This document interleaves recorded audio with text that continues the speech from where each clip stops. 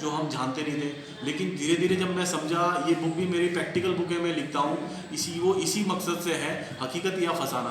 क्योंकि जब तक हम उसके बारे में हम जानेंगे नहीं, ये आज की डेट में जो युवा हैं, मैं भी साइंस का हूँ, फिर मैनेजमेंट पोस्ट ग्रेजुएट हूँ, तो उसमें जब तक हम प्रैक्टिकल नहीं जानते तब तक हम भी उसमें बिलीव नहीं करते। 90% उसमें हम उसको फेक्स कहा जाता है, उसमें जाली कहा जाता है। लेकिन जब हम रियलिटी जानते हैं तो उसमें हमें 90% ऐसा नहीं है कि भाई आपको उसमें जाना पड़ता है, देखना पड़ता है, तभी जाकर आपको हकीकत बोलेंगे, नहीं तो उसमें फंसाने में आप कन्वर्ट हो जाएंगे।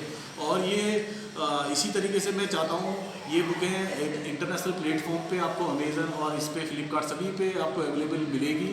हिंदी इंग्लिश में आने वाले समय में हिंदी में निकला हुआ है। और हम आशा करते हैं कि सरकार भी इसमें कर रही है, बहुत कुछ कर रही है प्रमोट के टूरिज्म के लिए। क्योंकि जब तक टूरिज्म प्रमोट नहीं करेंगे आधारभूत, क्योंकि लेखक ये लिख रहा है, क्योंकि जो भी टूरिस्ट आते हैं, मैं आपको बता रहा हूँ, अगर इंग्लिश में भी लिखते हैं, क्योंकि जो फॉरेनर आते हैं वो अगर जो इंडियन भी आएंगे, अगर साउथ से यहाँ पे आएंगे नॉर्थ में, वो सिर्फ बुक के कारण आते हैं ज़्यादातर मैक्सिमम। क्योंकि वो ज़्यादातर एजुकेटेड लोग यहाँ पे हमारे यहाँ उतना ज़्यादा पॉपुलर नहीं हो पा रहा है। वो कारण अभी उत्तराखंड में भी युवा नहीं आ पा रहे हैं, उतना कमी है।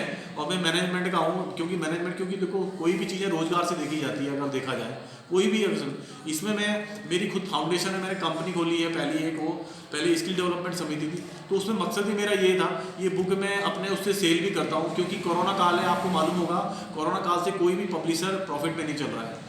ये विमोचन करने का भी मेरा मकसद ये था। इसमें मैंने स्पॉन्सर भी जुड़ाए हैं, क्योंकि जो कॉस्ट पहले करीब 1.5-2 लाख में लॉन्चिंग होती थी, वो आज की डेट में कोई उतनी कॉस्ट हमें मिल नहीं रही है। मेरा पब्लिशर भी उतना हमें कोई प्रमोट ही नहीं हो पा रहा है। तो इसके कारण मैंने भी फिर विकास नगर में सोचा, देहरादून सोच रहे थे, लेकिन नहीं हो पाया। लेकिन यही मकसद है कि आखिर अगर हम स्ट्रगल ही करते रहे तो वो तो हमें अपनी जो सिचुएशन है अपने अकॉर्डिंग हमें कन्वर्ट करनी पड़ती है, अगर हम सक्सेस लेना चाहते हैं उसमें। और आज यही कारण है कि मैं हर चीज़ में अपना प्रॉफिट लेता जा रहा हूँ, और इसको भी मैं प्रॉफिट में ही चलाता हूँ। तो यही मकसद है। और उत्तराखंड गवर्नमेंट भी इसी तरीके सभी कर रही है। जो संघर्ष करेगा, जो आगे बढ़ेगा, आखिर में मीडिया या आखिर में गवर्नमेंट या उसी को ही हाथों हाथ लेगी, कैश करेंगे। वो इसी मकसद से मैंने ये उपन्यास आज लाया है। और आगे 1.5 साल बाद कुछ और हस्तियों पे आपको बहुत सारी चीज़ें बुक मिलने लग जाएगी। और 1.5 साल में मैं निकालता रहता हूँ, और कुछ और एक्सपेरिमेंट में, क्योंकि मैं डाइवर्सिफाई मतलब विस्तृत तरीके से मैं किसी पर्टिकुलर चीज़ पे तो लिखता नहीं।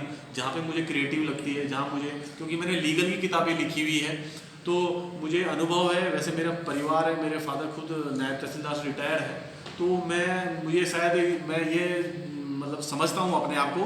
क्योंकि मैंने देखा है, मेरे सामने कई लोग ऐसे भी आए हैं जो फंस जाते हैं। सोचते तो बहुत है कि मैं लीगल पे निकालूँ, अभी उत्तराखंड में भी हुआ है ऐसा, लेकिन उसमें सारी चीज़ें मैं ये बता इसलिए रहा हूँ मीडिया में, क्योंकि आज के उसमें लोग बेसिक चीज़ नहीं जानते, जो मेन लीगल पॉइंट होता है। सारी चीज़ें हमारे सामने होता है, लेकिन हमें उसमें संजोना होता है, कंपाइल करना पड़ता है।